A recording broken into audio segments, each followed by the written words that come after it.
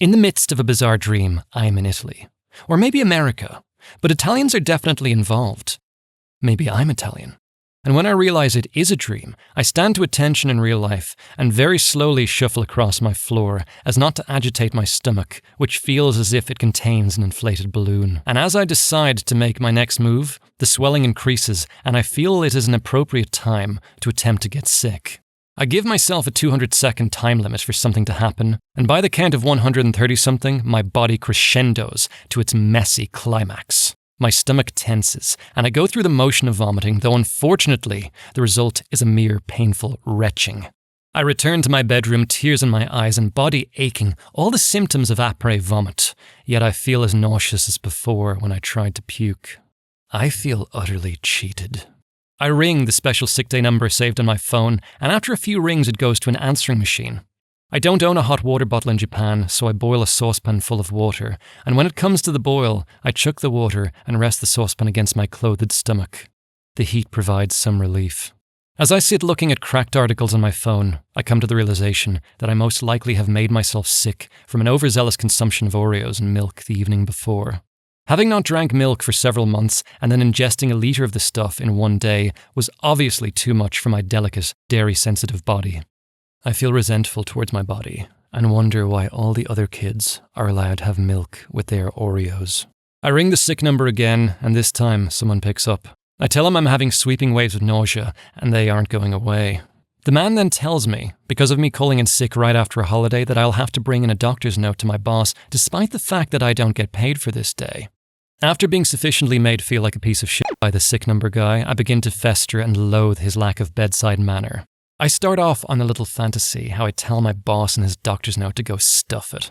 Then I realize it is a fantasy that is never going to happen, as I am rather intimidated by my boss as he is a large man with a large man beard. 3 saucepans in, I decide I should go buy a hot water bottle. There is a decent-sized pharmacy place a few minutes down the road called Fukotaro or something, but me and Max call it Smile Every Day, because they are the only English words on the shop, written beneath a smiling cartoon dog wearing a blue and white shirt. My movements are slow and laboured, and I feel a great sadness having to leave the comfort of my 5th stomach saucepan. But I do, for the greater good. It is a beautiful, crisp winter's morning, the sun flashing a brilliant smile. I continue reading a cracked article about inexplicably dark episodes of 1980s sitcoms. The entry I read is about one of the child characters getting sexually molested. As the staff continue to flaunt their wares, the shop seems no closer to being open. Bleary, my eyes scan the metal shutters for any indication of an opening time, and then I lock into a sign that begins with 10:00. I moan, unmount my ass from the railing, and I return home in my same sad shuffle as I came.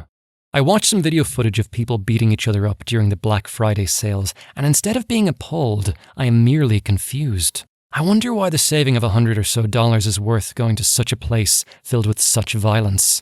I try and envision a scenario where I would risk being trampled, beaten up, or mauled, to save a loved one, to protect someone in need, to get a discount TV. I mean, that would have to be a pretty nice TV. I finally convince my body to get up once more, though it whines incessantly, and as I get to my feet, my body informs me it needs to take a like, right now. I leap to the bathroom and unload my bowels like a curry man emptying his curry pot. I stare through my legs to view my work, and my poop is a lot more solid than I expect. I enter Smile Every Day repeating the sounds, Yotanpo. I slink over to the counter and get one of the worker girls' attention. Yotanpo arimasu ka? I slur like I'm drunk, though she knows what I'm talking about. She asks me to wait a moment while she goes to ask someone, and all I can think about is how good that hot water bottle is going to feel. She returns and we adventure on, and yes, there it is. A lot of shit that looks like the hot water bottling section. She has a look, then lifts up a microwavable thing that you wrap your feet in. It stretches my mind to try and explain in Japanese that I don't have a microwave, which ends up as me pointing at the picture of a microwave, then pointing at myself, then shaking my head. Sumimasen, she bows apologetically, and I thank her, and as I leave the shop, I keep repeating the words, "Fuck you, Japan," loud enough that anyone within a few meters would hear me. I arrive home and feel a little better after my epic shit, and though my stomach doesn't feel as yucky and bloated, there is still a feeling of slimy residue coating it. The only food thing that I currently risk putting in my stomach is tea. I go over to Max across the hall and moan for a while about being sick and the attitude of my company toward me being sick. He complains that he caught my cold. My apologies, Max. During this time, he angstily waits for a Domino's pizza guy to arrive at our house. They can never find it. I decide that I am going to venture to Shinjuku to find a hot water bottle. My stomach still churns, but god damn it, I want some comfort. I ask Max if he wants anything. He gives me some money and asks me to buy Coke. Oh, and if you see the Domino's guy, tell him he's a cunt. I tell him I will. I decide to walk it because I can't face the train right now. As I emerge from our little alleyway thing onto the road, I see a Domino's guy scoot by me on a motorcycle, and I turn to say something, not cunt, to give him some indication of where to go, but my reaction time is so poor, and he won't be able to hear me over the roar of his tiny engine, and I'll just look like some crazy guy flailing my arms in the middle of the street. A fancy-ass sports car passes by me, and I'm envious of whoever is driving it. In my geriatric shuffle, against all odds, I actually broach Shinjuku proper, and in good time. I fall upon Book Off, a junk and game shop, and decide to browse to see if looking at stuff will make me feel less miserable. It doesn't. I arrive at the area around the train station, and though my target was Bic Camera, it looks nothing like I remember it from that time when I bought my TV there. This sets off a confusing walk back and forth, 2 minutes one way, then back, then forth, and then suddenly all the shops look the same, and those crowds that I've been ignoring seem menacing, and I get so dizzy, and I wonder if this is what it's like to be senile. I pick one shop at random and venture to the 7th floor. I go through the same song and dance as before, and I ask for a Yusanto, a Mizu Yusanto, and instead of a vulcanized rubber-looking thing that I'm used to, hot water bottles in Japan look more like stubby little plastic beetle things. I don't care. It's £8 and I buy it. I stumble out of the shop in a daze and my body gives me its first indication of hunger, and all of a sudden I am proper hungry. My body says Burger King and I order a bacon double cheeseburger meal. It was small. I gazed at the sheet advertising a Whopper on my tray, at how perfect it looks, and I thought, if people took the time to make every burger look that juicy, that girthy and delicious, that the world truly would be a better place. I'm exhausted, so I take the train one stop to go home.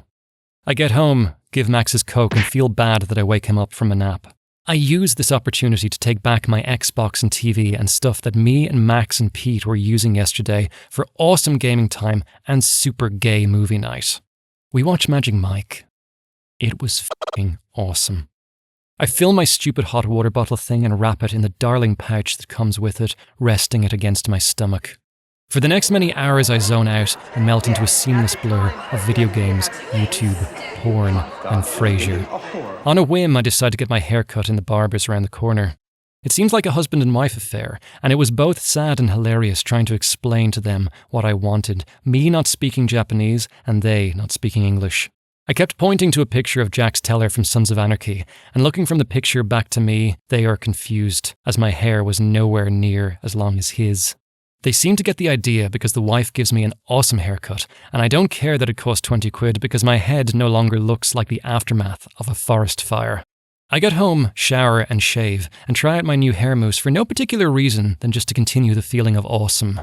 I do a full run-through of the remake of Resident Evil for the Xbox and finish it in under 3 hours, unlocking the rocket launcher, though I do die a few times in the process.